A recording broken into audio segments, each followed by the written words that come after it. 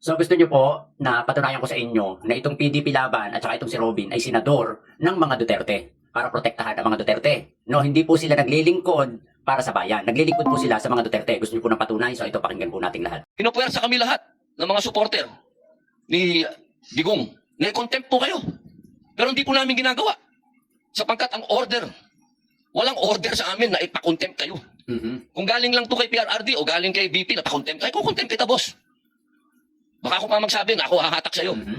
So ayan na po yung patunay ha. Naglilingkod po si Robin Padilla at maglilingkod ang PDP sa mga Duterte, hindi para sa taong bayan. Kasi kaya sila ay tumatakbo para protektahan si Duterte, para tulungan si Duterte. No, hindi sila tumatakbo para paglingkuran ng taong bayan. So ayun ha, at saka si Robin ay senador ng mga Duterte. Kita nyo naman, nag-aantay siya ng order. Senador ka, mag-aantay ka kay PRRD? Yun ang susundin mo, yung utos noon. Hindi ka magdidesisyon sa sarili mo para tumulong sa taong bayan. Kung hindi, magpapadikta ka sa mga Duterte kung ano ang gagawin mo. Ay, teach me how to doggy. So yun.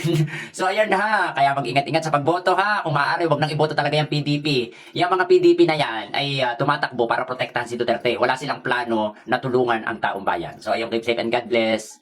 Jutak ba?